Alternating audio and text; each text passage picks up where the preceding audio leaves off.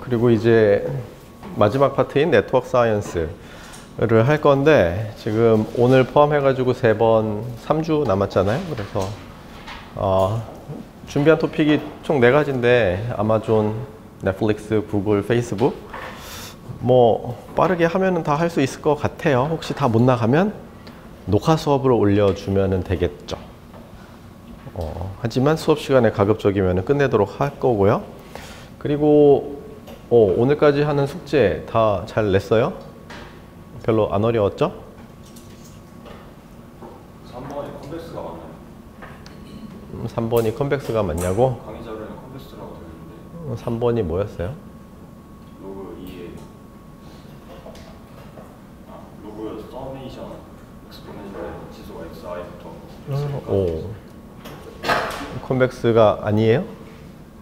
해시안이 PD가 PSD 또는 PD가 아닌데 해시안이 PSD가 아니라고?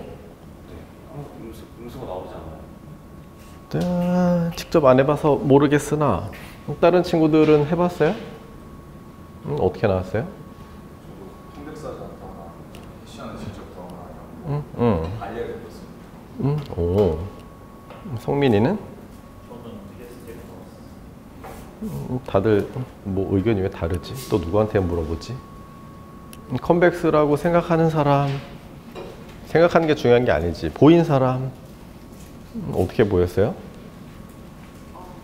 저는 정의로 뭔가 신뢰가 가는데.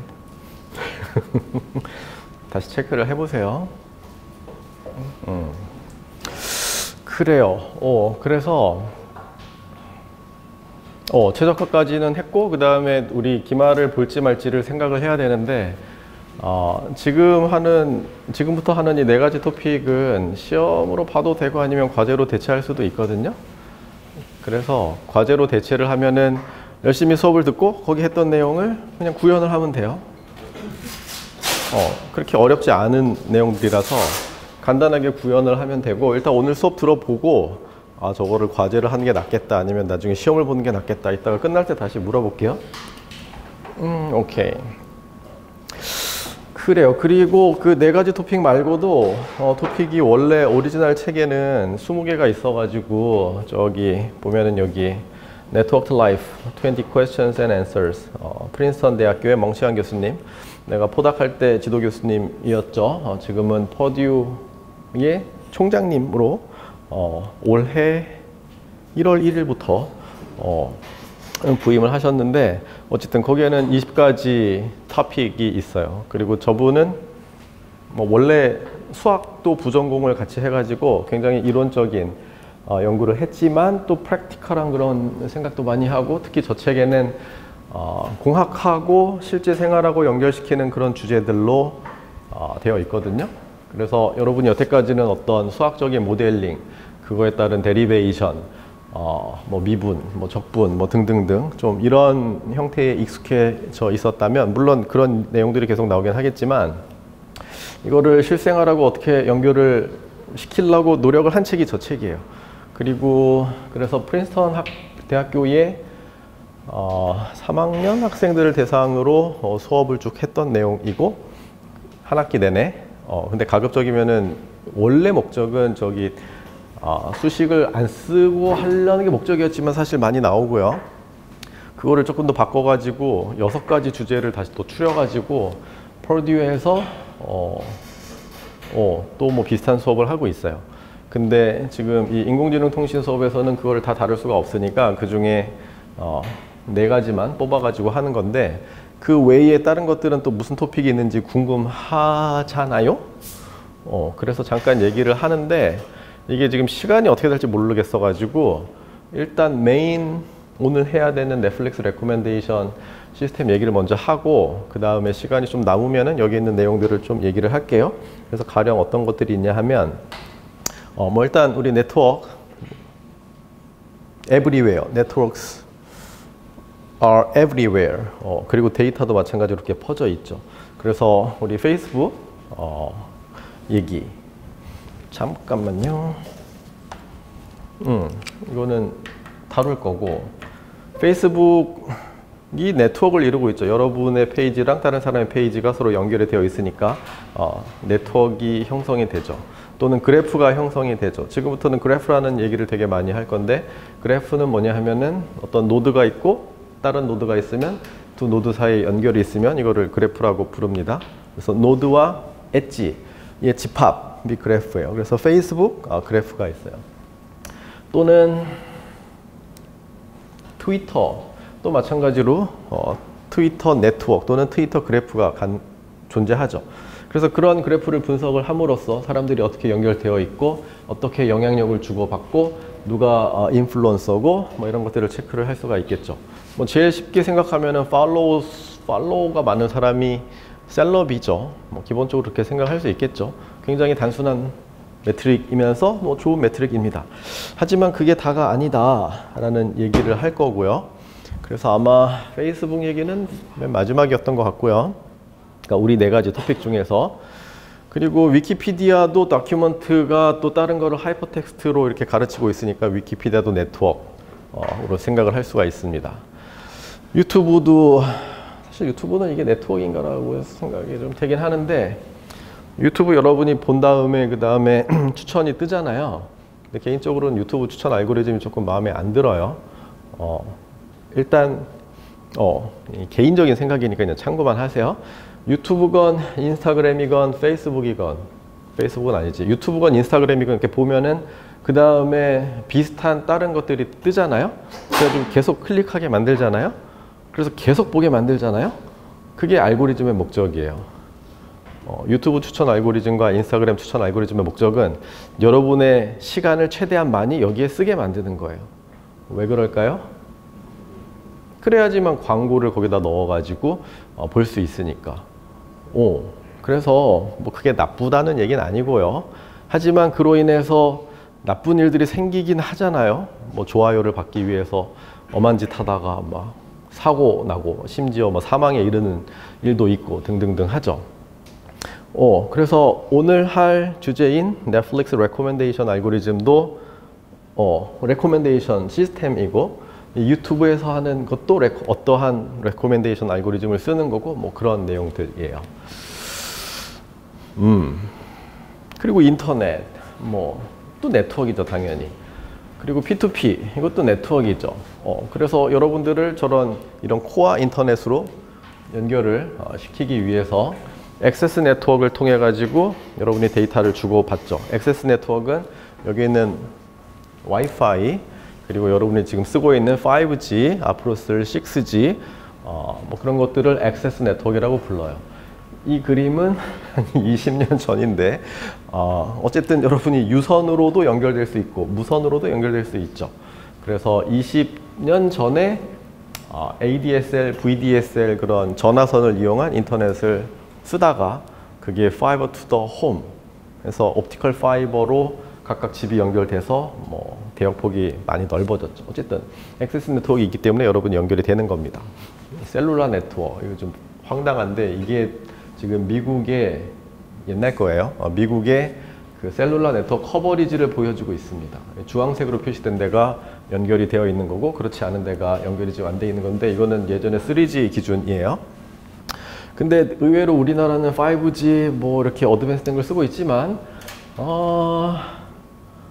우리나라보다 좀 늦어요. 많이 느리고 늦고 느리고 그리고 서비스가 안 되는 지역이 너무 땅이 넓다 보니까 존재합니다. 그래서 뭐 이런 서부 여행할 때 어떤 로키 산맥 들어갈 때 그러면은 내가 구글 저기 맵 써가지고 가야지 했는데 막 통신이 안 돼. 조난당할 수 있어요. 농담이 아니라 진짜로 그래요. 그래서 조심해야 됩니다. 어쨌든 셀룰라 시스템으로 여러분 연결이 되어 있죠. 그리고 이런 셀룰라 시스템은 우리 무선 주파수 자원을 쓰는데 이 주파수 자원은 공용 자원이에요. 무선 주파수 자원은 공용 자원입니다. 왜냐? 왜 그래요? 공용 자원이라서 정부가 소유하고 있어요. 왜 그렇죠? 브로드캐스트 되니까. 내가 쓰면 남이 못 써요. 같은 장소에 있으면. 그리고 전파를 세게 해서 보내면 그 영역이 훨씬 더 넓어지겠죠. 그래서 정부에서는 스펙트럼을 관리하고 일일이 다 쪼개가지고 어떤 스펙트럼은 TV, 어떤 스펙트럼은 라디오, 어떤 스펙트럼은 누구나 쓸 수 있는 전력 제한이 있긴 하지만 뭐 와이파이 같은 영역, 또 5G, 뭐 6G 뭐 이런 식으로 다 할당이 되어 있어요. 이렇게 촘촘하게. 뭐 지금 이게 막 엄청나게 지금 프래그멘트 되어 있는데 다 주인이 있는 거예요. 용도가 있는 겁니다. 그리고 이 얘기를 왜 하냐면 일단 오늘부터 끝날 때까지 수업은 좀 중구난방일 거예요. 수업 자료는 잘 준비가 되어 있지만 뭔가 이게 상당히 많은 것들이 서로 커넥션이 되어 있고 공학적인 문제랑 인간의 삶의 문제가 연결되어 있기 때문에 얘기하다가 뭐 어디로 갈지 모르겠는데 지금 이 주파수는 여러분 신문기사를 예전에 유심히 봤었던 사람은 알겠지만 5G 주파수 경매해요. 4G도 경매를 했어요. 앞으로 6G 또 얼로케이션 하려고 그러면 또 경매를 할 거예요. 누가 누구한테 파느냐? 정부가 소유하고 있는 주파수 자원을 통신 사업자한테 팔아요. 왜 경매를 하느냐? 경매가 영어로 뭐예요? 옥션. 왜 경매를 하냐 하면 이 물건의 가치를 모르기 때문에 그런 거예요. 그리고 이거는 저기 resource allocation 네, 하나의 방법이에요. 자원 할당은 하나의 방법이고 통신에서 여기 뭐 통신 관심 있는 친구들 많잖아요. 그리고 대학원에서 통신 연구하고 싶은 친구들도 많을 텐데 우리 저기 resource allocation 결국에 옵티마이제이션 이슈거든요. 어떻게 자원을 할당하는가? 그래서 지난 시간까지 우리 컴팩스 옵티마이제이션 3시간으로 축약해가지고 한 학기 분량을 얘기를 막 했었잖아요. 그래서 통신에서의 자원은 주파수도 자원이고 시간을 어떻게 나눠 쓸 거냐 그것도 자원이고 또 빔, 스페이스 뭐 이런 것도 자원이에요. 시간, 공간, 주파수 이 3개가 다 자원입니다. 그래서 이 자원을 잘 나눠서 쉐어해서 골고루 행복하게 잘 써야 되겠죠. 그래서 그런 것들을 연구하는 게 Resource Allocation, Optimization 이런 건데 Resource Allocation 하는 방법 중에서 최적화를 쓸 수도 있지만 이게 가치가 뭔지 내가 잘 모르는데 어떻게 Allocate 하지? 그래서 경매를 하는 거예요. 그래서 경매를 할 때는 각 사람마다 어떤 아이템에 대해서 느끼는 밸류가 다르기 때문에 그거에 따라서 서로 비딩이란 걸 하게 되죠. 그리고 그 비딩 결과에 의해서 자원이 분배가 되는데 이 얘기를 왜 하느냐? 우리 4가지 토픽에는 없지만 구글이 저기 돈을 이렇게 많이 버는 이유는 뭐예요? 광고 수입료 때문이죠. 광고 수입은 어디서 나오냐 하면 뭔가를 검색을 했을 때 검색 결과를 띄워주고 그 검색 결과가 왜 이렇게 나오는지는 페이지 랭크 알고리즘 할 때 얘기를 할 겁니다. 오른쪽에 광고가 뜨죠. 그래서 여러분 구글 검색하고 결과가 나오고 오른쪽에 나오는 이 스페이스들이 다 돈인 거예요. 어떤 광고주가 이 스페이스, 여기 스페이스, 여기 스페이스를 얼마 주고 살 거냐는 물건을 팔고 싶은 사람이 한 번 클릭 당해가지고 생각할 수 있는 매출액에 의해서 결정이 되겠죠. 그래서 구글은 애드 스페이스를 옥션을 통해서 팝니다, 실제로. 그리고 이런 주파수도 옥션을 통해서 정부가 민간 사업자들한테 팝니다. 이렇게? 일단 옥션 얘기는 여기까지만 할게요. 그래서 그 20가지 퀘스천들을 일단 그냥 쓱 훑으면 첫 번째 토픽은 이거 옛날 기술 아니야? 뭐 이렇게 생각할 수도 있지만 What makes CDMA work for my smartphone? 일단 CDMA는 3세대 기술이에요. 아까 여러분이 여기서 봤었던 이 지도 커버리지를 보여주고 있는 시리즈인데 하지만 하고 싶은 얘기는 이거예요. 여러분이 지금 셀룰라 시스템을 쓰고 있고 참고로 셀룰라 시스템을 처음 발명한 곳은 어디예요? 어디예요? 모르죠? 유럽. 유럽. 생각도 못했던 답변이 튀어나왔군요. 일단 전화기를 발명한 곳이 어디예요? 알렉산더 그레햄 벨이 전화기를 발명하고 벨 연구소를 만들었잖아요. 벨 연구소에서 셀룰라 시스템을 이런 컨셉을 처음에 냈어요. 무선 통신을 위해서 전파의 세기가 제한이 되어 있으니까 요만큼만 커버할 수 있고 여기다가 또 기지국 세우고 이렇게 벌집 모양으로 세우자. 그러면은 동일한 주파수를 쓰더라도 여기서도 쓸 수 있고 여기서도 쓸 수 있고 여기서도 쓸 수 있고 막 그런 거죠.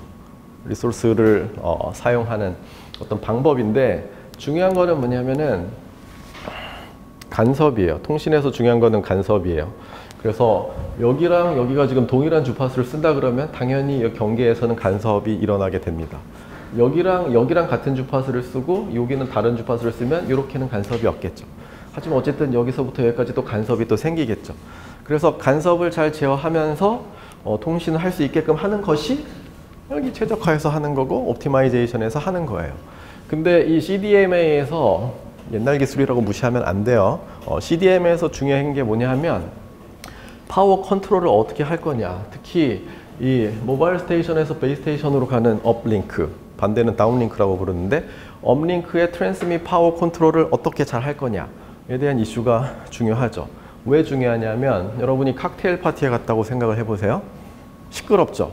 그래서 내가 여기 얘기를 하려고 그러면 목소리를 크게 내야지. 그러면 얘는 듣겠지만 여기 다른 사람한테는 인터피어런스로 작용을 하겠죠. 그럼 이 사람도 또 목소리를 막 더 크게 내고 싶겠죠. 그래서 다 목소리를 크게 내죠.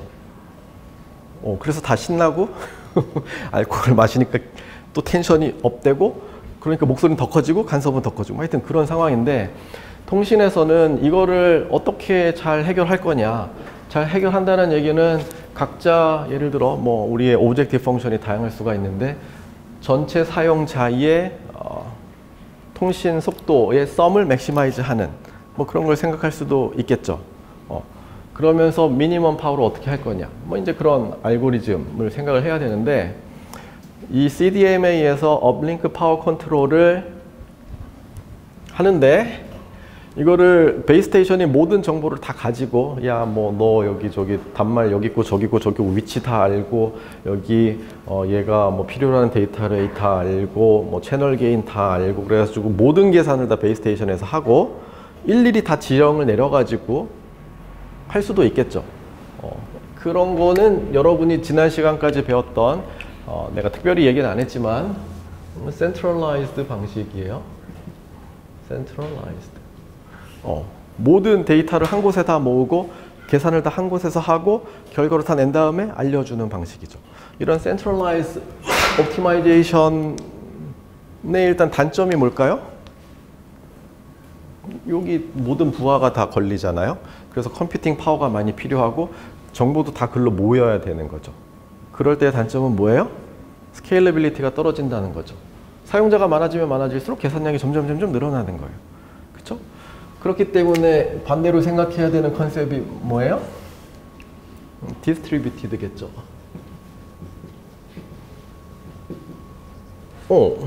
그래서 저 디스트리뷰티드에 대한 얘기는 또 수업 시간에 했었죠. P2P 얘기할 때 그때도 했었고 인터넷 얘기할 때도 했었습니다. 그래서 동일한 문제를 푸는데 이거를 하나의 서버에서만 푸느냐 아니면 문제를 쪼개가지고 여러 군데에서 푸느냐. 결국 무선통신에서는 센트럴라이즈 방식에서는 기지국에서 계산을 하는 거고 디스트리뷰티드 방식에서는 베이스 스테이션, 모바일 스테이션이에요. 모바일 스테이션들이 각자 참여를 해서 최적화 문제를 이제 풀게 됩니다. 최적화 문제를 이렇게 디스트리뷰티드 방식으로 풀 때 장점이 그럼 뭐겠어요? 단말수가 늘어나도 각자가 참여하면서 컴퓨팅 리소스를 제공을 하기 때문에 스케일러블하다는 거죠. 그렇죠? 그래서 원래 우리 최적화 내가 파트 1 얘기하고 파트 2는 시간이 없어서 못한다 그랬는데 그 파트 2가 저 디스트리뷰티드 옵티마이제이션에 대한 얘기였어요. 나중에 대학원 온 친구들은 배울 기회가 있을 거예요. 그래서 CDMA에서는 모바일 단말의 업링크 파워 컨트롤을 저 디스트리뷰티드 방식으로 해요. 굉장히 아름답고 뷰티풀하게 해요. 그리고 그렇게 하면 어떠한 최적화 문제가 풀려요. 여기까지. 궁금하지? 궁금한 친구들은 나중에 필요하면 공부를 더 하면 돼요. 그 다음에 두 번째 토픽. 여기서 얘기했었구나. 그래서 구글이 애드 스페이스를 어떻게 파느냐. 옥션 기반으로 합니다. 그래서 옥션은 일단 여러분이 생각하는 제일 기본적인 옥션은 뭐죠? 뭐죠? 여기 지금 하버드 물병이 있어요. 여기 아이템. 자, 이거 사고 싶은 사람 뭐 이러면서 억션회가 맨 앞에서 자, 뭐 10,000원, 15,000원, 20,000원, 30,000원 그렇게 비싼 건 아닌데 30분 몰라. 이것 때문에 비싸졌었어요. 이거 저기 하버드 그때 방문했을 때 샀던 건데 어쨌든 그러면서 이렇게 가격이 올라가면서 이 정보가 모든 사람한테 다 공표가 되면서 가장 높은 가격을 부른 사람이 이기고 그 가격을 지불하는 옥션이 여러분이 생각하는 그런 옥션이죠. 그쵸? 굉장히 당연하다고 생각하고 있는데 그런 퍼블릭 옥션도 있고 하지만 프라이빗 옥션도 있어요. 여러분이 저거를 나는 여기까지 지불할 의향이 있다고 가격을 써낸 다음에 봉투에 넣고 밀봉해가지고 남 모르게 쭉쭉쭉쭉 제출을 하면 옥션회가 받아가지고 다 까본 다음에 가장 높은 금액을 써낸 사람이 당연히 이기고 이 사람이 지불해야 되는 금액은 자기가 쓴 금액이 아니라 두 번째로 높은 가격을 쓴 사람의 금액을 지불하게 돼요. 이거를 세컨드 프라이스 옥션이라고 하는데 왜 그러죠? 왜냐하면 그게 자세하게 설명은 안 하겠지만 트루스풀 비딩을 유도를 합니다. 트루스풀 비딩이란 뭐냐? 각자가 생각하는 이 아이템의 가치를 그냥 비딩을 하는 거예요. 트루스풀 비딩의 반대말은 나 저거 너무 갖고 싶어. 저거 내가 볼 때는 10,000원짜리인데 나는 꼭 갖고 싶으니까 20,000원에 비딩할 거야. 그랬다가 덜컥 되면 손해보는 거죠. 또는 내가 생각하는 저 가치는 10,000원인데 나 한 5,000, 8,000원에 비딩해서 얻고 싶어. 그랬다가 기회를 날려버릴 수도 있겠죠. 그래서 비딩할 때의 이 옥션에 참여하는 사람들의 고민은 얼마에 비딩할 거냐. 그러니까 문제인데 고민거리인데 그런 고민을 할 필요 없이 하게 해주는 방법이 세컨드 프라이스 프라이빗 엔빌럽 옥션을 쓰면 된다는 거예요. 싱글 아이템 옥션일 때는 그래요. 오케이? 왜 그런지는 이유는 설명 안 할 거예요. 근데 저기 그 세컨드 프라이스 옥션, 프라이빗 옥션 하고 이게 퍼블릭 옥션인데 가격이 이렇게 계속 올라가서 제일 높은 가격을 쓴 사람이 자기가 그때 불렀던 그 가격으로 낙찰받는 게 거의 같아요. 대충 상상이 되나요? 왜 그런지? 왜냐면 내가 이거 10만 원까지 부르려고 생각하고 있었는데 프라이빗 옥션을 했을 때는 나는 10만 원을 써낼 생각을 하고 있었는데 뭐 올라가다 보니까 3만 원까지 올라왔는데 아무도 안 따라왔어. 그럼 거기서 끝나는 거고 난 3만 원만 내는 거잖아요. 그러니까 10만 원은 아닌 거지. 뭐 그런 얘기들. 근데 그게 구글하고 무슨 상관이냐? 구글이 이 광고 스페이스를 파는 방식이 방금 말했던 세컨드 프라이스 옥션을 쓴다는 거예요. 그리고 차이점이 있다면 아이템이 한 개가 아니라 광고 스페이스는 맨 위, 그 밑에 뭐 이렇게 여러 개가 있으니까 멀티플 아이템 세컨드 프라이스 옥션을 씁니다. 다만 멀티플 아이템 세컨드 프라이스 옥션에서는 단점이 있는데 트루스풀 비딩을 개런티 하지는 않아요. 그래서 뭐 다른 이런저런 뭐 스킴들이 나옵니다. 뭐 하여튼 그런 얘기예요. Question 3. 이거는 아마 다음 시간에 할 것 같은데요. 구글은 그 웹페이지들의 연결 관계를 보고 어떤 페이지가 중요한지 어떻게 알아내느냐. 그래서 이름이 페이지 랭크 알고리즘이에요. 페이지들이 막 이렇게 있으면 랭킹을 매겨가지고 검색을 했을 때 랭킹이 높은 애를 여러분한테 먼저 보여주는 거죠. 그게 2000년 초반에 구글이 검색 엔진을 만들었을 때 그렇게 성공할 수 있었던 이유입니다. 그래서 이거는 자세하게 할 거고요. 오늘 주제네요. 넷플릭스의 무비 레코멘데이션 시스템. 그래서 유저가 있고 영화를 봤을 때 유저가 본 영화에 이렇게 레이팅을 해놨는데 이 사람이 점수를 높게 줄 것 같은 영화를 예상을 해서 추천을 해서 영화를 계속 보게끔 만드는 거죠. 레코멘데이션 시스템이 다 그런 거죠. 시간을 거기다가 쓰게끔, 돈을 거기다 쓰게끔 그렇게 하는 겁니다. 그 다음에 아마존의 에버리지 레이팅을 우리가 어떻게 신뢰할 수 있는가. 이거는 저기 베이지안 스태티스틱스가 들어가 있어요. 그리고 결론부터 얘기하면 남들이 많이 선택하는 거는 이유가 있다. 괜히 하는 게 아니다. 그래서 여러분이 맛집 어디 식당 처음 갔을 때 여기서 제일 잘 나가는 게 뭐예요? 물어가지고 뭐 들으면 그냥 그거 시키면은 괜찮아요, 보통. 왜냐하면 남들이 많이 시켰다는 정보가 이 음식의 그 가치를 알려주는 거거든요. 왜 그러냐? 베이지안 관점에서 그렇다는 얘기입니다. 위키피디아는 어떻게 워킹하느냐? 이거는 그 인포메이션 애그리게이션, 컨센서스가 이루어지지 않았을 때는 보팅을 통해 가지고 위키피디아 다큐먼트가 정리가 되고 업데이트가 되고 막 그러거든요. 그래서 뭐 그런 얘기입니다. 그리고 굉장히 수학하고 원래 정치하고 관련이 없는데 수학하고 정치하고 관련이 있는 파트예요. 무슨 얘기냐면 어떤 의견이 일치가 됐어요. 여기 모든 사람들이 다 동일한 의견 일치를 봤어요. 그걸 뭐라고 불러요? 우리? 컨센서스에 도달했다고 하죠. 근데 우리 사회에서 컨센서스에 도달할 일이 거의 없어요. 왜냐하면 이해관계가 상충하니까. 그래서 이해관계가 상충된다 그랬을 때 understanding이 상충되나? 이렇게 생각하면 그런 친구는 없겠죠? 있겠죠? 이로움과 해로움이 서로 컨플릭트가 난다는 뜻이에요. 어떤 게 A라는 사람한테는 이로우면 B라는 사람한테는 해로울 수가 있다는 뜻이죠. 그렇게 이해관계가 상충될 때에 결국에 보팅을 하게 되는데 보팅은 뭐 우리 다 쓰는 머저리티 보팅이 있잖아요. 한 명을 N명의 캔디데이트 중에서 한 명을 뽑는다. 그럴 때 가장 표를 많이 얻은 사람이 당연히 당선이 되죠. 그거를 쓰고 있죠. 근데 그거는 보팅 시스템의 극히 일부 중에 하나고 여러 가지 다양한 보팅 시스템을 생각할 수도 있어요. 가령 한 명씩 떨구는 거죠. 제일 아닐 것 같은 사람 떨구고 그 다음 아닐 것 같은 사람 떨구고 예를 들어 히든싱어가 그런 구조잖아요. 가장 아닐 것 같은 사람을 1라운드에서 떨구고 2라운드에서 떨구고 뭐 이렇게 하잖아요. 그래서 보팅을 하더라도 보팅 시스템을 어떻게 설계하는지에 따라 가지고 결과가 바뀔 수가 있습니다. 그래서 그 연구를 17세기인가 18세기인가 프랑스에서 처음 했어요. 왜냐? 그때 어떤 때죠? 그때가? 프랑스 혁명 일어나고 누구죠? 마리 앙뚜아네트 단두대에서 처형되고 막 이러면서 뭔가 민주주의가 이제 막 태생되고 왕정에서 바뀌는 거잖아요. 그래서 새로운 권력자를 어떻게 뽑을 거냐 보팅을 생각을 했는데 에로우라는 사람이 열심히 수학적으로 연구를 해보니까 보팅 시스템이 만족해야 되는 누구나 동의하는 그런 액시엄들이 있고 그 액시엄을 만족할 수 있는 수학적인 방법은 없다 라는 것을 증명을 했어요. 놀랍게도.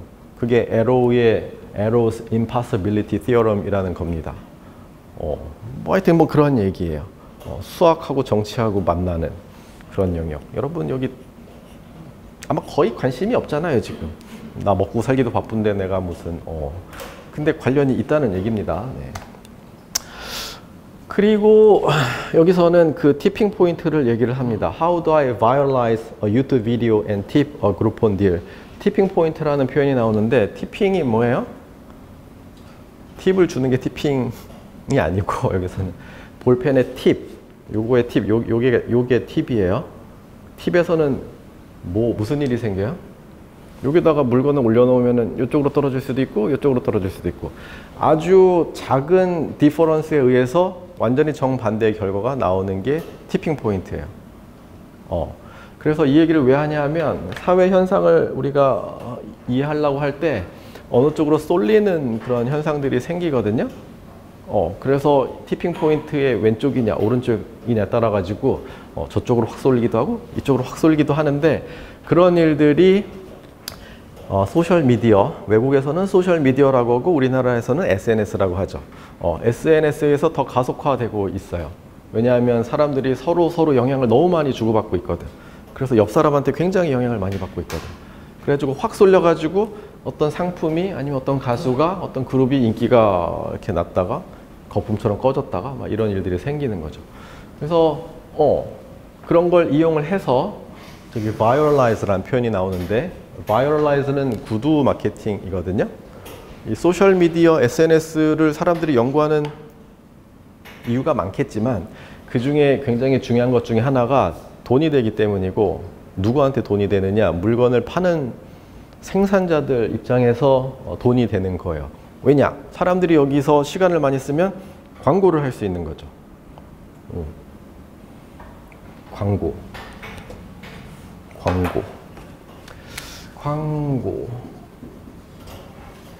이거 내가 얘기 한번 했었죠. 광고 굉장히 중요한 거라고. GDP 대비해서 광고 시장 규모가 어느 정도인지 생각해봐라. 이게 구글이나 페이스북이 이렇게 지금 돈을 많이 버는 이유다. 뭐 이런 얘기 했었어요. 그래서 viralize 하는 방법. 근데 그게 저 viralize에서 바이러스 단어가 이게 나온 거거든요.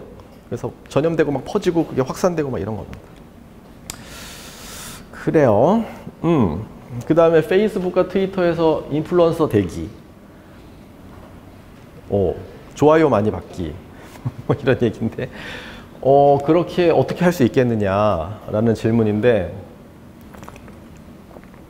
이거는 수업 시간에 다룰 겁니다. 그래서 그래프 구조를 보고 어느 노드가 중요한 노드인지를 맞추는 건데, 지금 여기서는 메디치가 뭐예요?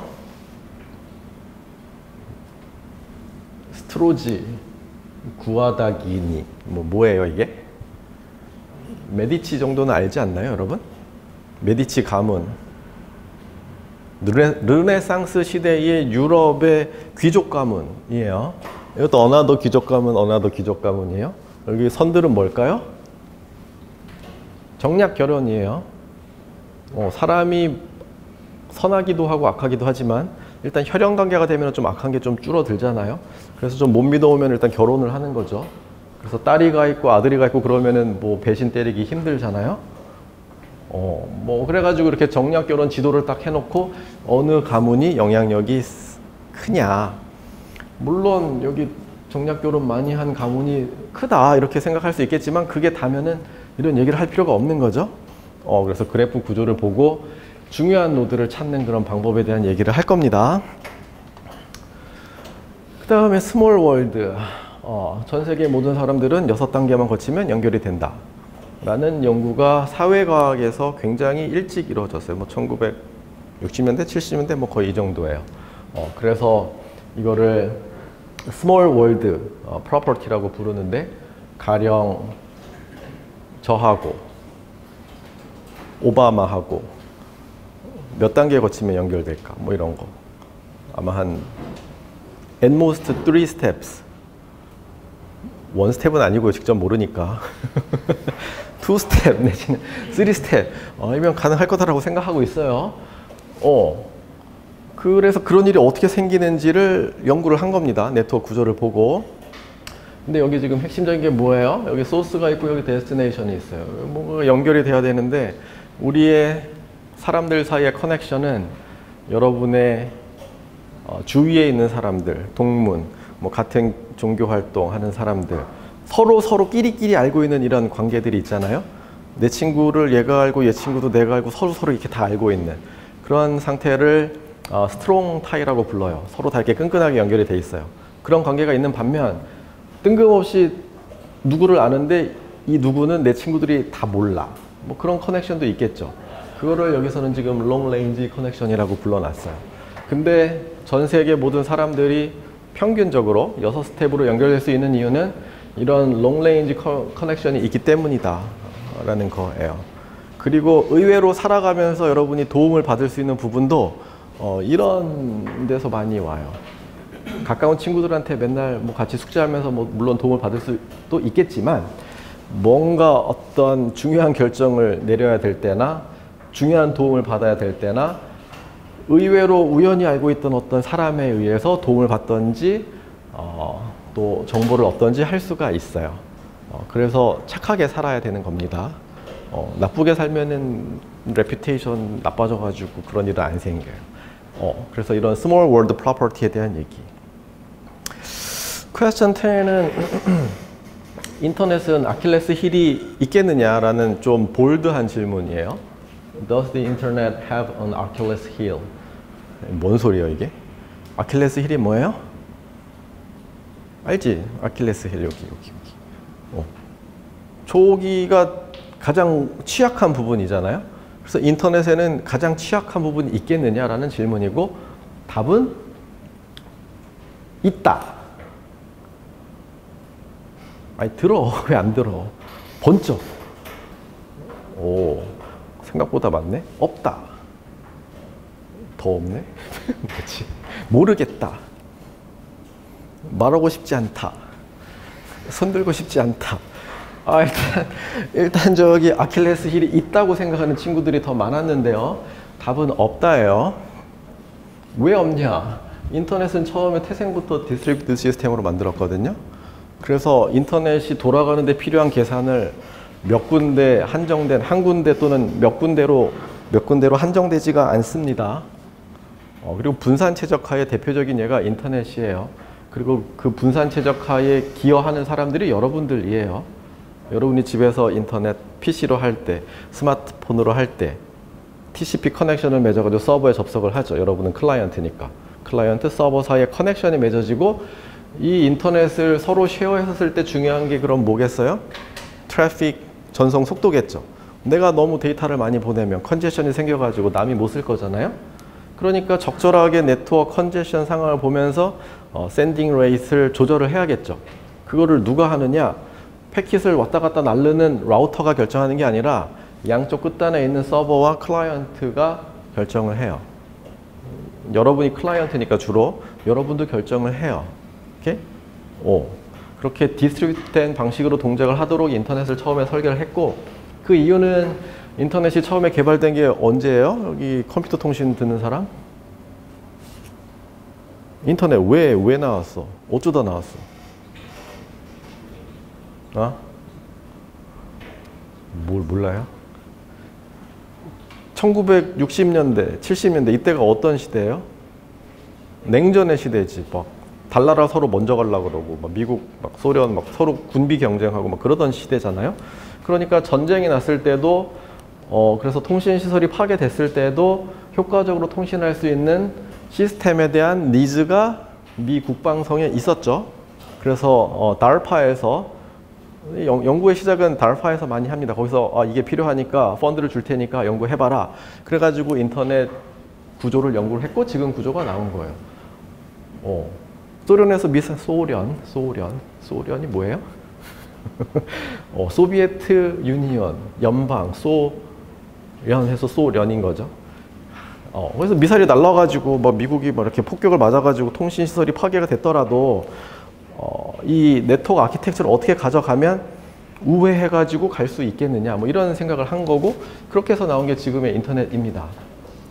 그래서 아킬레스 힐이 없다라고 지금 내가 얘기를 하는데, 물론 있을 수도 있지만 높은 확률로 없어요. 오케이? 이거 전체를 다 브레이크다운 시키기는 굉장히 어렵다.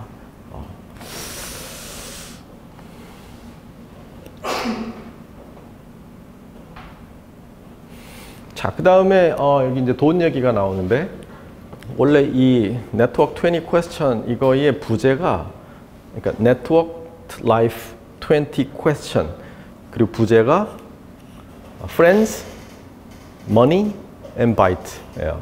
바이트는 통신이니까 알겠고, friends는 계속 뭐 SNS 얘기하고 있으니까 알겠지만, money는 뭐냐? money가 money죠. money가 돈이죠. 그래서 어땠다는 거냐? 이 프라이싱 얘기입니다. 프라이싱을 통해서 트래픽 엔지니어링을 하거든요. 비싸면 여러분 안 쓸 거잖아요. 근데 트래픽이 갑자기 몰리면은 그 트래픽을 다 감당하기 위해서 기지국도 많이 세워야 되잖아요. 그러니까 트래픽을 시간상으로도 좀 이렇게 흩어놓는 게 좋겠죠. 뭐 그런 예는 여러분이 실제 생활에서도 느끼죠. 예를 들어 남산 터널 통과하면 통행료 내야 되죠. 뉴저지에서 맨하탄 들어갈 때 다리 통행료 내거든요. 통행료 내는 이유는 돈 낼 사람만 오라는 거죠. 돈 안 내고 싶은 사람은 다른 데로 디투어 하겠죠. 그래서 프라이스를 통해 가지고 트래픽을 제어를 합니다. 그거를 트래픽 엔지니어링이라고 고상하게 불러요. 그래서 그 트래픽 엔지니어링은 실제 피지컬한 자동차 트래픽에도 쓰이지만 통신 네트워크에도 쓰입니다. 그래서 뭐 그런 프라이싱에 대한 얘기고요. 한 걸음 더 나와가지고 그 시간에 따라서 요금을 달리하는, 통신의 요금을 달리하는 뭐 이런 컨셉도 가능해요. 지금 안 쓰고 있습니다만 여러분은 그냥 정액제에 익숙해서 나 뭐 55,000원에 뭐 100기가 뭐 쓰고 뭐 이렇게 하고 있잖아요. 근데 공학적으로는 시간에 따라서도 막 이렇게 다른 프라이스를 생각할 수는 있어요. 그 이유는 트래픽 피크와 밸리가 있는데 이 시간대에 비싸게 하면 덜 쓰겠죠? 그래서 이렇게 좀 평탄화 시켜가지고 망 투자비를 줄일 수 있다. 뭐 그런 거죠. 근데 왜 안 쓸까요? 연구를 엄청 많이 했어. 누가 많이 했냐? 아까 그 멍창 교수님이 많이 했어. 많이 해가지고 심지어 스타트업 회사도 차렸어. 그래가지고 뭐 AT&T, 버라이전하고 뭐 인도 막 했어. 왜 안 쓸까요? 심지어 우리나라에도 와가지고 막 KT도 만나고 막 다 했어. 왜 안 쓸까요? 모르지. 모르지. 왜 안 쓰냐면 여러분이 실제로 이런 프라이스에 그렇게 반응을 안 하거든. 내가 생각할 것도 많은데 뭐 지금 비싸다고 내가 뭐 안 보고 막 좀 이러지 않거든요. 그러니까 사람을 좀 불편하게 만드는데 그 불편함이 불편하게 만들어서 공학적으로는 meaningful한데 실제로는 아직은 안 쓰이고 있습니다. 뭐 또 모르죠. 나중에 엄청나게 비싸지면 또 쓰게 될지. 지금 통신비가 싸서 그런 거예요. 통신비가 뭐 지금의 뭐 5배다 그러면은 비싼 시간에 절대 안 쓰겠지. 유튜브 봐도 맨날 싼 시간에만 보겠지. How does traffic get through the internet? 이 얘기 했었어요. Physical layer, link layer. 그래서 여기 1을 보내면 1을 받고 0을 보내면 0을 받는. 여기는 medium access layer 해서 나눠 쓰는. 그래서 최적화, 뭐 저런 토픽들이 중요하다고 했고요. 이게 라우터들이 패킷을 나르는 거고요. 여기 transport layer는 종단간이라고 했었죠. 그래서 아까 TCP congestion control algorithm 대표적인 분산 최적화의 예인데 재미난 것은 그 처음에 인터넷을 그렇게 만들고 다파에서 펀딩 받아가지고 UCL에 있는 그 교수님이 만들고 그냥 썼어요. 그리고 프로그래머들은 그냥 프로그램을 만들어. 그리고 프로토콜도 만들어. 그래서 TCP 컨제션 컨트롤을 만들었는데 어떻게 만드냐 하면 일단 보내. 갔다가 잘 왔어요. 그러면 전송 레이트를 2배로 올려요. 또 잘 왔어. 그럼 전송 레이트를 또 2배로 올려요. 그래가지고 네트워크 트래픽이 별로 없으면은 컨제션이 없으면 내가 전송하는 레이트이 2배씩 계속 더블링 되면서 올라가는 거예요. 쭉쭉쭉쭉쭉쭉. 언제까지 올라가냐? 컨제션이 생겨가지고 패킷 드랍이 생길 때까지. 패킷 드랍 된 건 누가 알려주냐? TCP 단에서 알 수 있어요. 그러면은 갑자기 전송하던 레이트를 반으로 뚝 줄여요. 그 다음에는 2배씩 올라가는 게 아니라 에크가 올 때마다 선형적으로 이렇게 증가를 합니다. 그래서 이렇게 붕 하고 올라갔다가 컨제션이 생기네 반으로 뚝 떨어뜨렸다가 이제 직선으로 이렇게 올라가다가 또 컨제션이 생기면 또 반으로 뚝 떨어졌다가 또 이게 뭐 이렇게 동작하고 있어요. 굉장히 휴리스틱하고 심플한 방식인데 그래가지고 우리가 다 인터넷을 잘 쓰고 있었거든요. 왜 잘 되는지 모르고.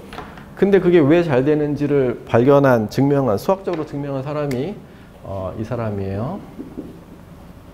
칼텍의 스티븐 교수님 이름이 로예요. 스티븐 로 교수님이란 분이 있는데 이분이 멍창 교수님의 친구예요. 뭐 같이 뭐 최적화 뭐 이쪽 연구하니까. 그리고 이 스티븐 로 교수님이 TCP 컨제션 컨트롤 알고리즘 중에 하나를 만들어서 그걸로 벤처 회사도 차려가지고 뭐 아마 돈도 버셨을 겁니다. 아무튼 근데 뭐를 보였냐 하면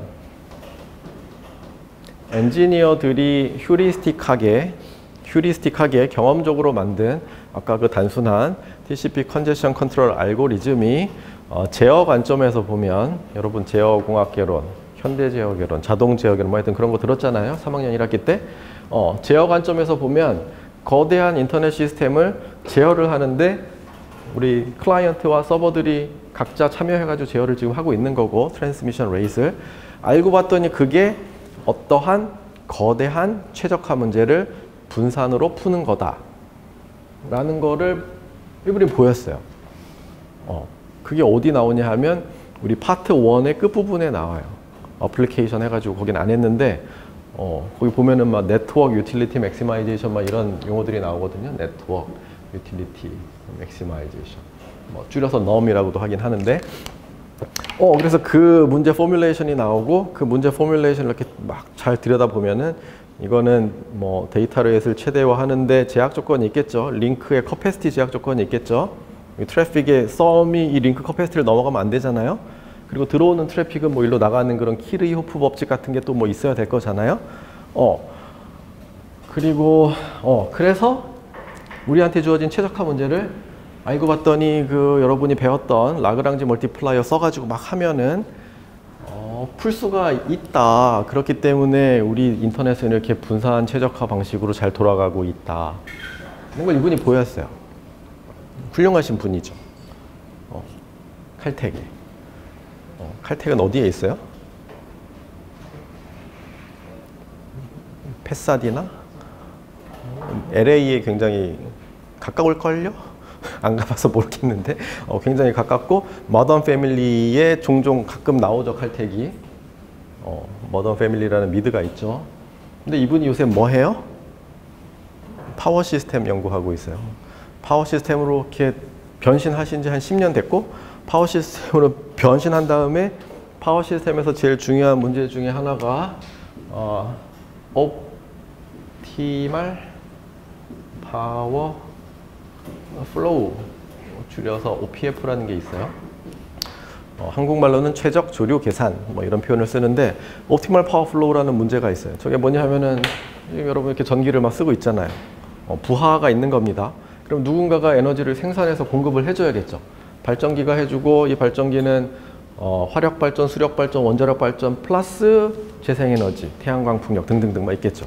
어쨌든 중요한 거는 여기 전기를 필요로 하니까 공장, 빌딩, 여러분의 집, 학교 전기를 필요하니까 제너레이터가 만들어서 부하단으로 네트워크를 통해서 공급을 해야 되죠. 트랜스미션 네트워크가 디스트리뷰션 네트워크, 송전망, 배전망을 통해서 공급을 해야 되는데 그거를 할 때 또 제약 조건이 있겠죠. 이 선로의 맥시멈 파워 제약 조건, 트랜스포머의 또 제약 조건, 또 볼티지의 제약 조건, 뭐 그런 제약 조건들이 있겠죠. 그런 제약 조건 하에서 부하를 다 만족시키는 생산량 발전을 하되 최소 비용으로 발전기들이 또 여기저기 막 흩어져 있으니까 어디서 생산해서 얼만큼씩 보내는 게 네트워크 로스를 최소화할 거냐, 오밍 로스 뭐 그런 문제가 최적화 문제가 머릿속에 막 그려지죠. 그려지잖아. 지난 시간에 컨벡스 오티마이제이션 수업을 들었으니까 제약 조건이 있고 근데 그거가 대표적인 non convex optimization 문제거든요. 왜냐면 equality constraint가 affine으로 안 나오고 제곱 형태로 나와서 equal 이렇게 되어 있어요. 아무튼 그래서 이게 대표적인 non convex optimization이고 뭐 적당히 풀어서 지금 이렇게 잘 돌아가고 있고 정전 안 나고 있는 겁니다. 근데 거기서 수십 년 동안 안 풀리던 문제를 푸셨죠. 그래가지고 갑자기 막혀있던 게 뻥 뚫리니까 이쪽에 또 엄청나게 많은 사람들이 연구를 해서 많은 좋은 결과들이 나오고 있고 우리 연구실에서도 나오고 있고 뭐 그런 상황입니다. 그리고 뭐 지금 이렇게 레이어가 이렇게 되어 있는데 레이어드 아키텍처의 중요한 점은 뭐냐면 뭘까요? 왜 인터넷 아키텍처는 저렇게 레이어드일까요? 5 레이어가 있잖아요. 레이어 1, 레이어 2, 레이어 3, 레이어 4, 레이어 5.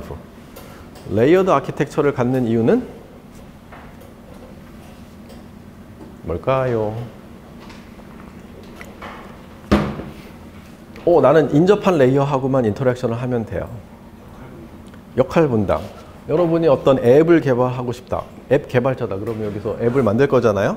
그러면 여러분은 신경 쓸 게 이 트랜스포트 레이어의 프로토콜하고만 인터랙션을 하면 돼요.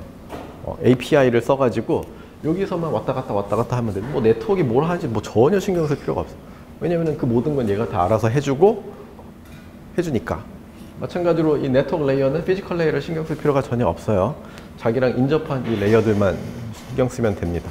그래서 이렇게 레이어를 나눠서 각자 레이어에서 잘 하자라는 게 레이어드 아키텍처의 철학이고 뭐 지금까지 잘 되고 있어요.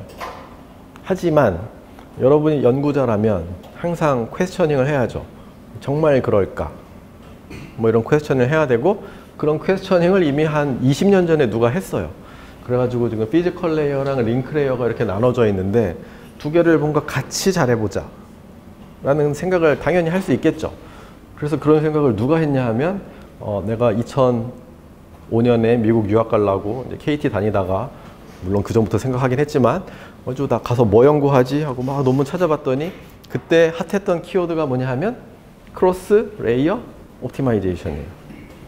크로스 레이어. 오, 이 레이어를 막 왔다 갔다 하면서 하는 거야. 그게 왜 더 좋아질 수 있냐 하면 레이어 나눠져 있으면 그만큼 제약 조건이 많은 거거든요. 근데 이걸 벽을 헐어버리고 한꺼번에 생각을 하면 제약 조건이 하나가 없어졌으니까 최적화 관점에서는 제약 조건이 없어지면 더 잘할 수 있는 거죠. 그쵸? 그래가지고 크로스 레이어 옵티마이제이션 논문을 읽어봤더니 뭐 이런 거 나도 하겠네. 그래가지고 내가 KT 도서관 가가지고 막 관련된 논문들 막 찾아가지고 막 열심히 연구 제안서를 썼죠. 써가지고 우리나라 국비장학생 선발하는 곳에 냈죠. 그래가지고 전자공학과에서 매년 2명씩 선발하는데 됐죠. 그때 떨어지신 분은 MIT를 가셨죠. 우리 학과 수석 졸업하신 분이었는데 그거 안 되셔서 뭐 다른 거 장학금 잘 받고 가셨을 거라고 생각합니다.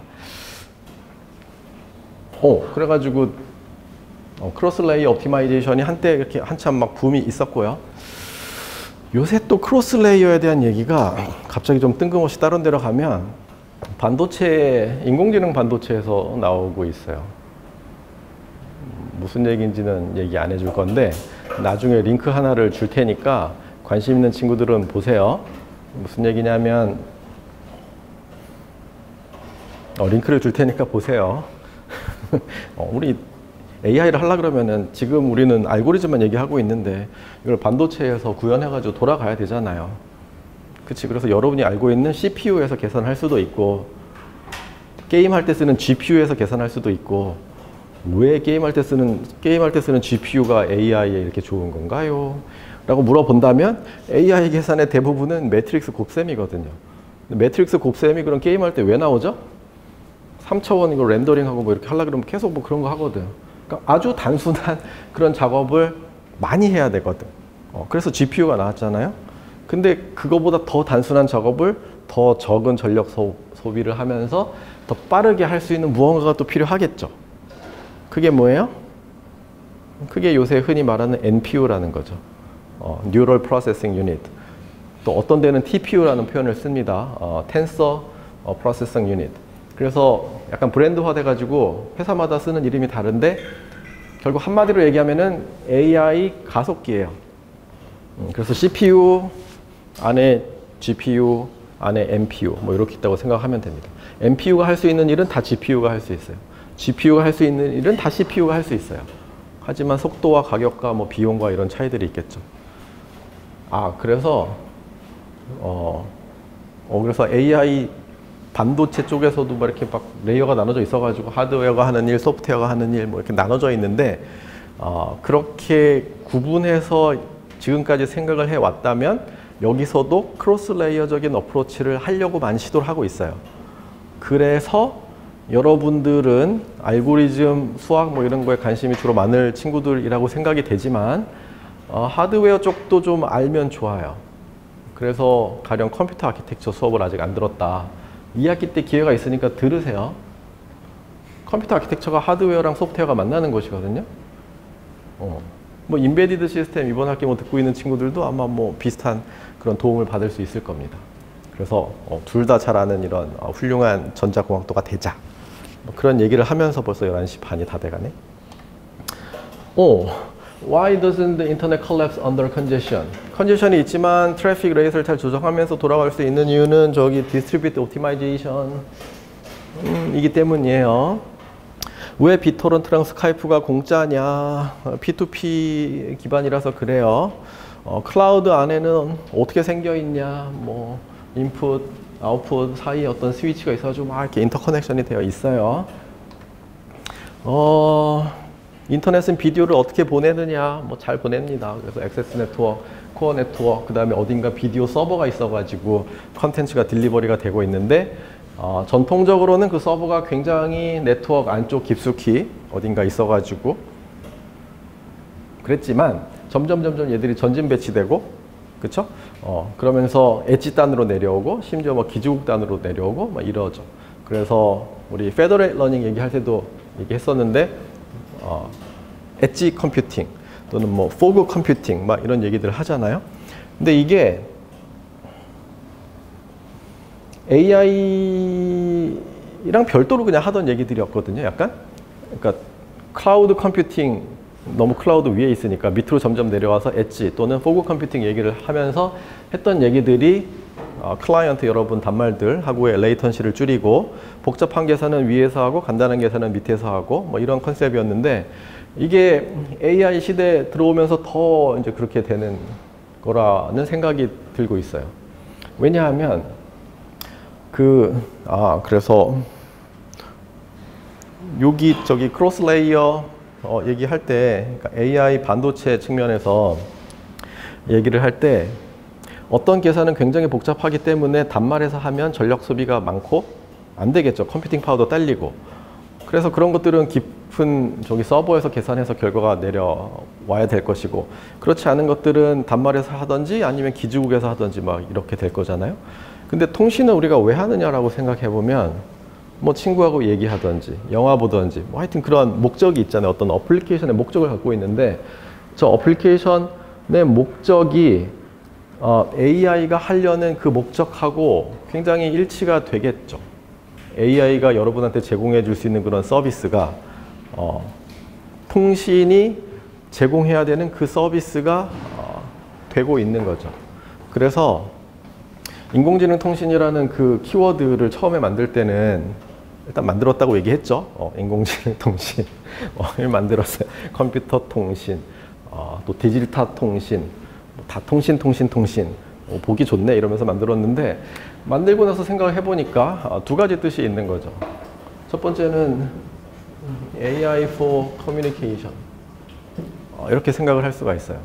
무슨 얘기냐면은 커뮤니케이션에서 여기 resource allocation, optimization 많이 한다고 했었잖아요. 저 문제가 컴팩스 옵티마이제이션 문제면 빠르게 잘 풀 수 있어요. 또 뭐 분산 최적화 방식으로 풀 수 있어요.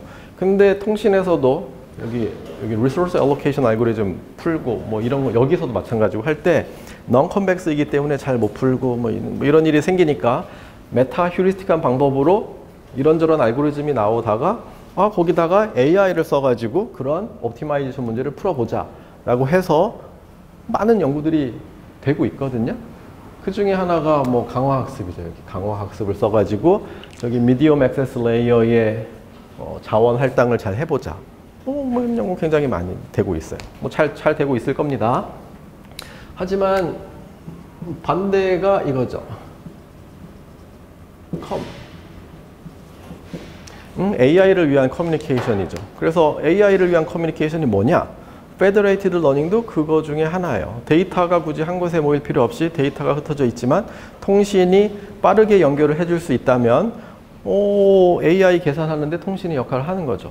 마찬가지로 아까 엣지 컴퓨팅, 뭐 포그 컴퓨팅, 그리고 여기 클라우드 컴퓨팅 각각 계산하는 복잡도에 따라서 또 레이턴시에 따라서 어디서 계산하고 통신은 날라주고 하는 역할을 하는 거죠. 그래서 여러분이 요것만 생각을 했다 그러면은 사실은 AI를 위한 커뮤니케이션 측면이 더 중요해 보인다 라는 생각이 오늘 아침에 들었어요. 내일이면 또 생각이 바뀔 수도 있는데 이렇게 두 가지 관점으로 바라봐 줬으면 하고요. 와이파이가 왜 집에서 더 빠르냐? 핫스팟보다 뭐 당연한 거죠. 핫스팟은 핫하니까 많은 사람들이 쉐어해서 쓰고 있으니까 당연히 느린 거고 그래서 리소스 쉐어링에 대한 문제고요. 나는 왜 광고하는 스피드의 몇 %밖에 못 쓰냐? 이제 저게 5G 넘어서 6G로 바뀌어야 될 텐데 왜 그렇죠? 쉐어하고 쓰고 있으니까. 근데 광고할 때는 항상 최고치 가지고 얘기를 하니까. 그래서 여러분 맨날 속는 느낌이죠. 1기가라 그랬는데 왜 나한테는 속도가 이것뿐이냐. 근데 뭐라고 할 수가 없는 게 기술적으로는 사실이니까. 혼자만 쓰면 그거 다 쓸 수 있으니까. 몇 명이 같이 쓸지는 모르잖아요.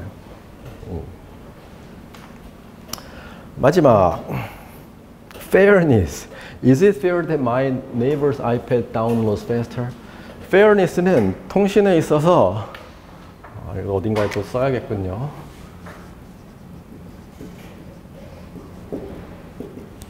굉장히 중요한 이슈예요. 통신뿐만 아니라 자원 할당에 있어서 중요한 이슈예요. 자원 할당에 있어서 중요한 이슈니까 경제학에서 중요한 이슈예요. 그래서 경제학하고 통신, 인공지능, 뭐 아니면 파워 시스템 마찬가지고 리소스를 나눠 쓰는 그런 이슈에 대해서는 다 이런 fairness라는 커먼한 theme이 있는 거예요. 그래서 뭐 CDMA가 아니라 일반적인 셀룰러 시스템에서 여러분이 여기 있다고 생각해 보세요. 전파 세기가 약해요. 간섭은 커요. 데이터 레이트이 훅 떨어지겠죠.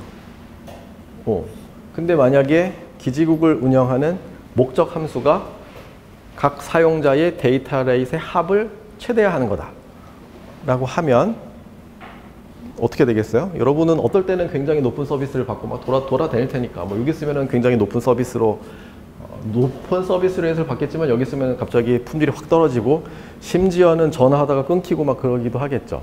그러니까 뭔가 미니멈 개런티 되는 그런 데이터 레이트이 필요한 거죠. 마치 복지 같은 느낌이죠. 최소한 이 정도는 해줘야지. 근데 그런 걸 하려 그러면은 some rate는 떨어지게 되어 있어요. 그래서 fairness를 보장을 하려 그러면 어쩔 수 없이 some rate 또는 경제학에서는 뭐 total GDP 뭐 이런 것들은 떨어질 수밖에 없어요. 그래서 전체의 성능과 fairness는 trade-off 관계가 있을 수밖에 없어요. 공학적으로. 공학적으로는 그렇습니다. 그래서 사람들이 생각한 방식이 그러면 우리 어떤 fairness를 고려를 해서 어떤 목적 함수를 가지고 최적화 스케줄링 해야 될 거냐 뭐 그런 생각을 할 수가 있겠죠. 그래서 다양한 형태의 fairness 컨셉들이 나오고 뭐 proportional fairness, 뭐 temporal fairness, 어쩌고 저쩌고 fairness도 뭐 크라이테리언이 한 10개쯤 됩니다. 그래서 목적에 맞게 잘 선택해서 쓰면 됩니다. 해서 얘기를 하다 보니 벌써 시간이 이렇게 됐군요.